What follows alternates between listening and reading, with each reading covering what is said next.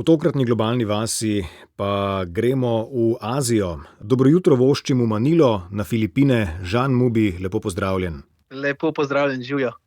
Kakšen je mesec maj v Manili na Filipinih za življenje, kar se vremena predvsem tiče? Ja, v bistvu trenutno imamo poletje tukaj. Zelo vroče, nekje 35 do 37 stopinj preko dneva. Veliko vlage, ampak se da živeti. No. Je vzelo veliko časa, da si se navadil na nekoliko drugačno podnebje? Ja, v bistvu, prej sem že živel v Katarju, tako da tam je bilo tudi do 48 stopinj, to ne bom pozabil, tako da ni bil tak šok, kot sem pa mislil, da bo v bistvu. No. Omenjaš Katar, najbolje, da kreneva kar takoj k tvoji, bom rekel, precej zanimivi življenjski zgodbi. Kako si pravzaprav pristal na Filipinih? Je šlo za nekakšen izdelan načrt, nekaj, kar si imel v mislih kot, predstavo, cilj že prej nekaj let, preden si se preselil, ali je šlo bolj po drugi strani za nekakšen, preplet srečnih naključij? Ja, jaz bi bolj rekel, da je bil preplet srečnih naključij, definitivno. Se pravi, kot študent sem začel delati na ljubljanskem letališču kot Lost and Found agent. Takrat sem se prvič v bistvu srečal z delom s tujci in mi je ful ustrezal. Pač tudi angleščina mi je bila ful fajn in mi je nekako, zelo sem užival v službi. Potem s časoma sem pa seveda začel iskati kakšne druge službe v aviaciji in ena izmed njih seveda je biti steward na letalu. V tistem času se spomnim, je bila še naša Adria, ne? In že z Adrijo sem se nekako spogledoval in razmišljal, da bom verjetno pač nadaljeval svojo pot tam. Potem pa en dan, čisto random, jaz na Facebooku ne bom pozabil in vidim, da Qatar Airways zaposluje v Ljubljani. In prvo mi ni bilo jasno, ker do danes Qatar še ni letel na ljubljansko letališče in sem na začetku mislil, da tukaj nekaj ne gre skozi, to ni prav. Ampak to je bilo vse legit in potem jaz razmišljam, a se prijavim ali ne, in sem rekel, grem provat. In potem je šlo vse skozi super in v roku 6 mesecih sem bil jaz že v Katarju zaposlen kot steward na letalu. Tam si tudi živel, delal kot steward za priznano, ugledno tudi letalsko družbo. Kaj pa potem? Tam sem bil zaposlen, se pravi, za 2 leti. Potem zaradi covida sem izgubil službo in tam mi je bilo ful fajn, ker sem dejansko spoznal vse kulture sveta. Se pravi, letel sem od Avstralije do Amerike, Šrilanka, Tajska, ni da ni. Živel sem pa bejs sem imel pa v Katarju, tako da tam sem živel v bistvu. Potem pa po 2 letih, nažalost, zaradi covida sem izgubil službo. In ko sem prišel v Slovenijo, prvi mesec prideš, je itak vse full fletno fajn, užival sem doma, ampak nekje 2-3 mesece pa mi že vse postalo malo dolgočasen. Druga zgodba je tudi, nisem vedel, kaj naj sam sabo v COVID časih, že tako je bilo zelo težko dobiti službo. Jaz sem se vpisal na fakt gostinstvo in turizem na Bledu. In tam sem prvo leto šel na pripravništvo v Grčijo, sem delal v enem hotelu in drugo leto pa na Nizozemsko, na sever Nizozemske sem šel. Pol sem se pa zaposlil v eni slovenski turistični agenciji. In 1 leto sem delal, potem pa dobim klic od enega kolega, za zanimivost. Temu gospodu sem naredil jaz zapisnik za izgubljeno prtljago, ker sem še delal na letališču. In so ostala vseeno v kontaktih, ker on tudi dela za turistično agencijo. In takrat potem dobim klic, Žan, imam eno ponudbo zate, bi šel delati na Filipine. Jaz brez razmišljanja sem itak rekel, valjda, gremo probat. In zdaj sem na Filipinih 1 leto pa pol. Izgubljena prtljaga, torej najdena služba. Žan Mubi, na Filipinih delaš, lahko rečem, v turizmu. Če si prav predstavljam, si neke vrste turistični agent, ki za večinoma tuje goste organiziraš s sedežem v Manili potovanja po jugovzhodni Aziji večinoma. In je tvoje delo bolj kot ne ta organizacija, iskanje namestitev, organiziranje prevozov in podobno. Sem približno pravilno opisal? Tako, ja, v bistvu si kar zadev.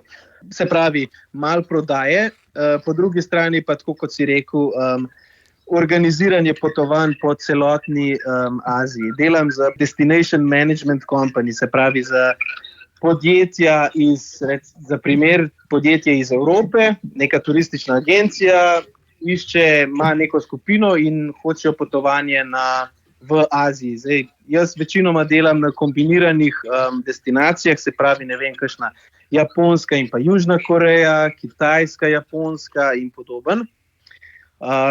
In pa tudi seveda, ja, pač za Filipine, definitivno. Ne. Večino tvojega dela poteka v pisarni, kaj pogrešaš teren ali imaš tudi priložnost morda kakšno skupino turistov voditi takole po različnih destinacijah? Ja, super, da si omenil, no, v bistvu glih čez 10 dni grem na Tajvan. Nisem še bil na Tajvanu, evo, tako da tudi sam že komaj čakam. Ja, nekje rečva parkrat letno grem na destinacijo, se pravi s kakšno skupino in jo spremljam. Zdaj na Tajvanu imam 75 Brazilcev, ki jih bom spremljal. Tako da, ja, mislim, definitivno pogrešam biti malo na terenu, mečkam več lahko rečeva, ampak ni panike, no, se pravi, tako 2-krat, 3-krat letno je kar v redu. Kako se človek pripravi na vodenje skupine 75 Brazilcev na destinacijo, ki ni tvoja domača? Ja, definitivno je, se pravi, celoten itinerar, ki ga imamo, je treba fino naštudirati. In pa, ja, z našim klientom je treba biti na, kako ne rečem, isti valovni dolžini, se pravi, moramo vse detajle iti skozi do potankosti, da se pač ne zgodi kakršnakoli napaka oziroma da bi bilo karkoli narobe na samem potovanju. No. To je najboljš, bi rekel. Se pravi, ok, dobra priprava. Kaj pa občutek odgovornosti za veliko skupino? Te to kaj bremeni? Ja, ja pa ne, no, meni bolj kot ne mi predstavlja to nek izziv. Tako da bi rekel, da niti ne. Žan, kljub svoji mladosti, 28 let si star, si videl že, kot si povedal, kar precej sveta. Predstavljam si, da prihod na Filipine v Manilo tudi zato ni predstavljal prevelikega kulturnega ali pa kakšnega drugačnega šoka. Kljub temu pa vprašanje, si se na kakšen vidik življenja v Manili stežka težko navadil oziroma je trajalo dlje časa, da si se privadil? Ja, definitivno, evo, prva stvar, ki mi pade na pamet, je tukaj, mislim, prometna infrastruktura na Filipinih. Tukaj je gužva, se pravi, non-stop, pri nas v Sloveniji, evo, jaz sem iz Gorenjske, ne, ki se peljemo iz Šenčurja do Ljubljane, pa se voziš kdaj 45 minut, koliko je to dolgo, pa jamramo, pa ne vem kaj. Tukaj, za primer, evo, ko je rush hour, nekje ob 8 do 9 zjutraj, 3 kilometri trajajo nekje 45 minut. To je standardna situacija, dnevna, jutranja. To je dnevna, jutranja situacija, pač, ja, in ful veliko je, mislim, oni imajo tudi te njihove džipnije, se reče, no, to so ko nek public transportation, to je še iz časov, ko so imeli vojne, pa to, no, in tudi toliko enih izpuhov je poleg tega, tako da je kar, se pravi, concrete jungle, lahko rečeva. Obstajajo kakšne, ne vem, alternative, kako si se sam prilagodil na to neznosno gnečo? Ja, mislim, jaz na začetku, ko sem prišel sem bil glih teh 3 kilometre od svoje pisarne. Zdaj pa hvala Bogu živim tako 10 minut hoda do svoje pisarne, tako da s tem sem se pač izognil gužvi. No. Res, da te potem takem občasno ujame kakšna ploha, vroče ti je zaradi sopare tudi, ampak še vedno bolje, kot pa se zares po pol že pomikati po cestah. Definitivno. In tudi tukaj, mislim, na Filipinih je tako tudi ena izmed najmanjših temperaturnih amplitud na svetu, če se ne motim. Ne?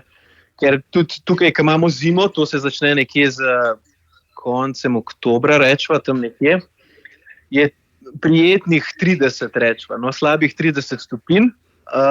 In tudi tukaj se pravim, teh 35, zdaj, ki jih imamo, je vse, kako se reče po slovenski, bearable, no, znosno, tako. Ta del sveta, Azija, kjer si trenutno, ta del sveta je znan tudi po izvrstni kulinariki, fina, pestra, barvita, okusna, ima pa tudi svoje specifike. Si preizkusil že vse, kar ponuja? Dejansko, ja. Mislim, da. In ne samo, mislim... Veš, kam ciljam? Ja, predvidevam, verjetno na Balut. Ja. Seveda. Ja, enkrat in nikoli več. Zdaj, da še poveva vsem, kaj Balut sploh je, ne? Se pravi, jajce, zarodek, ki še ni popolnoma developed. Razvit, ja. In to je pač, kuhan seveda, in to je pač njihova specialiteta. In vem, da kaj je bil prvi mesec, ko sem prišel v službo, so mi sodelavci prinesli, so rekli, moraš probati, je ful dober. Se pravi, enkrat sem probal in ni ne vem kako okusno, no. Kulinarika nasploh, hrana sicer na Filipinih uživaš? Ja, lahko rečem, da ja. Ful je zelo veliko svinjine je.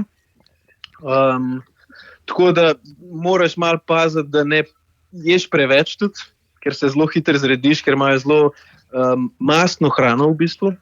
Zanimivo, no, kar sem se mogel tudi sam navaditi glede hrane, je zelo radi mešajo slano in pa sladko. Sploh za recimo sladice. Oni imajo recimo, za primer, piči, to je glutenski riž, se pravi, to že skoraj pride k nek gel skoraj in na vrhu tega je nek slan sir, recimo. To je tako pač neka taka zanimivost mi je bila. Po drugi strani pa ena izmed najbolj absurdnih stvari, ki lahko rečem, je v McDonald'su strežejo špagete. In seveda, itak moram probati, sem naročil, ampak imajo pa v bistvu kačup, to je pa bananin kečap. Tako da je zelo, zelo sladko in tega do danes, mislim, ne morem reči, da imam rad. No. Ampak načeloma pa zelo zanimiva kulinarika je pri njih. No. Filipini seveda so tudi precej zanimivo okolje zaradi prepleta različnih kultur, izhajajoč seveda tudi iz zgodovine. Če primerjaš morda Filipine s preostankom okoliške Azije, na kakšen način morda se najbolj razlikujejo Filipini? Angleški jezik, uradni. Zelo dobro, vsi lokalci govorijo zelo dobro angleščino, tudi te, ki niso nekaj ful šolani, to definitivno. Pozna se tudi pač definitivno vpliv španske kolonizacije. Zelo veliko, recimo oni rečejo, tukaj na Filipinih rečeš, kako si, how are you, como está cá? V španščini je to como estás, ne? Tako da je nekaj teh pač eksprešnov, ki so podobni španščini. Tako da tudi eno mestece tukaj v Filipinih, v Manili, je in se mu reče Intramuros. To je pa, ko so Španci kolonizirali, to je bilo v 15. stoletju, so v bistvu tudi zgradili kot špansko mesto in tudi, ko prideš tja, imaš, mogoče za en odtenek občutka, da si v Španiji, rečemo. Manila, recimo temu z okolico, s to urbano okolico, je seveda izjemno poseljena. Če si zaželiš, nekaj miru, odklopa od tega mestnega vrveža, gneče, se odpraviš v kakšen drug predel Filipinov in če kam? Kaj še ponuja to slikovito otočje? Ja, definitivno, seveda, pač weekend getawaysi niso kot v Sloveniji, da greš na Bled oziroma Bohinj, Portorož in Piran. Tukaj pač gremo na te mejhne otočke na Filipinih. No, zdaj, če veste, tukaj na Filipinih je 7500 plus otokov, velikih je tudi neposeljenih, ampak moja najboljša izkušnja je bila Puerto Princesa. To je v bistvu en otok na Filipinih, kjer je pač res ta neokrnjena narava. Ne bom pozabil, ko smo šli, reče se, na neko turo, island hopping, in smo se recimo, potapljali in plavali z želvo te barve koralnih grebenov, ki vidiš, je pač res nekaj neopisnega. Manila, ta nagnetena prestolnica, ne? A kdaj ugasne, a kdaj zaspi?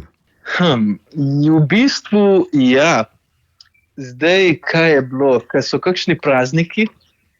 Veliko ljudi, evo sploh tukaj, kaj jaz živim v Manili, veliko ljudi gre pač domov, rečva, no? Se pravi v te predele, ki niso toliko poseljeni in kjer imajo pač družine in podoben. In takrat imaš občutek, ko se sprehodaš od zunaj pa po parku, ceste prazne in si kar wow, kje je gužva? Tako da se, rečva, enkrat, dvakrat letno se zgodi. No. Gre pa kaj je to večinoma za katoliške praznike? Tako je, ja. Tudi tukaj je za zanimivost. Tukaj se začne praznovati Božič že septembra. Ja? Ja, tako. Ful imajo, mislim, to je spet neka, rečva, amerikanizacija, predvidevam. Ful radi imajo Božič, kot si sam omenil, veliko je katolikov tudi. Tako da Christmas in Manila se začne že s septembrom. In to se kaže kako tudi z razstavljenimi artikli v izložbah trgovin ali kako drugače? Tako definitivno, od shopping centrov že vse pač okrašeno z rdečo barvo, smrekce postavljene posod, tako da ja. Veliko sveta si že videl na takšen ali drugačen način, približno leto in pol si na Filipinih. Koliko časa pričakuješ ali pa načrtuješ, da še boš na Filipinih, preden te pot zanese kam drugam in kam bi to lahko bilo? Ja, zelo dobro vprašanje. Mislim, če bi me 3 leta nazaj vprašali, da bom danes na Filipinih, bi vam rekel, da se hecate. Ampak ja, nikoli ne veš, kje bom pristal, no, ampak zdaj kot lahko rečem, da sem zadovoljen na Filipinih. Nikoli pa ne veš, da se bo kakšna druga priložnost ponudila in bom šel kam drugam. No. Ja, punca je tudi iz Tanzanije v bistvu, tako da mogoče tudi, ja, nikoli ne veš. Ampak, ja, glih zdaj, ko bo poletje, se pravi nekje junija, grem z punco in pa staršema mojim dvema, gremo na safari v Tanzanijo, tako da prvič grem v Tanzanijo zdaj. Prijetno potovanje, čim manj stresa pri delu in pa veliko užitkov na Filipinih. Žan Mubi, hvala za tale pogovor in srečno. Najlepša hvala, hvala lepa.